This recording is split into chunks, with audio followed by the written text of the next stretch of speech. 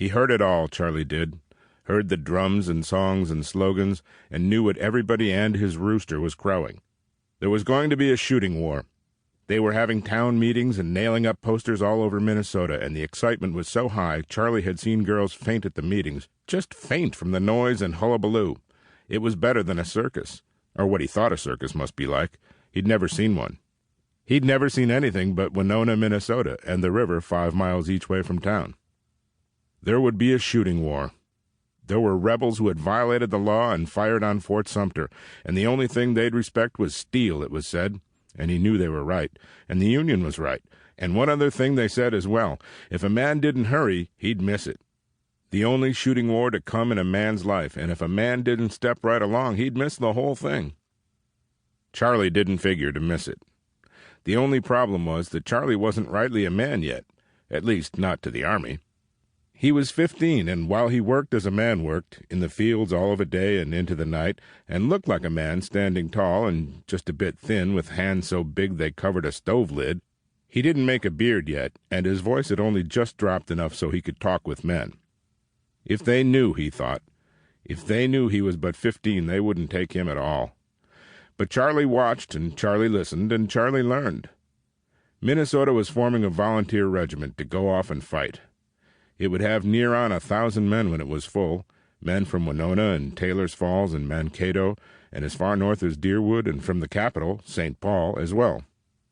1,000 men, and Charley had learned one thing about an army. One part of an army didn't always know the business of another part. The 1,000 men in the regiment would be in companies of 80 to 100 men from each section, and it would be hard for a man to know men who weren't from the same area. Charley couldn't join where they knew him. Somebody would spill the beans, and he'd get sent back or used as a runner or drummer boy. He wasn't any boy. He was going to sign to fight as a man, and he knew a way to do it. They would gather at Fort Snelling, up along the Mississippi. All the companies from all the towns would assemble there before they went off to fight. He'd just take him a walk, Charley would. Take a walk by himself until he was at Fort Snelling, and there he would lie about his age and sign up as a man and get him a musket and a uniform and go to see what a war was like. "I won't get into any trouble, Ma," he said, wrapping some bread and cold potatoes and half a roast chicken in some tow cotton. "Plus, they'll be paying me. I hear they give $11 a month. I'll send most of it on home to you and Orrin." Orrin was his younger brother. "You can use the money, and I won't be under your feet all the time?" "You aren't under my feet." She hated it when he talked fast. He always got his way when he talked fast. He'd smile, and that cowlick would stand up in the back, and he'd talk fast, and she couldn't keep him from what he wanted.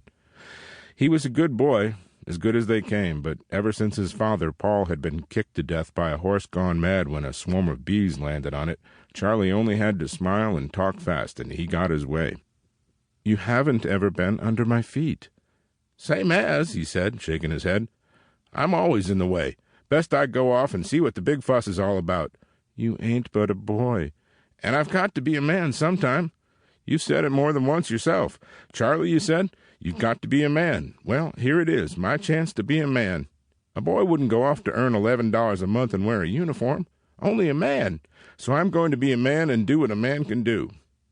And he won. She knew he would, and he did. And he took his bread and cold potatoes and chicken and left home walking down the road for Fort Snelling. And if she had known what was to come of it, if she had known and could tell him what would come of it, she would have fought to drag him back and let the federal government keep their $11 a month.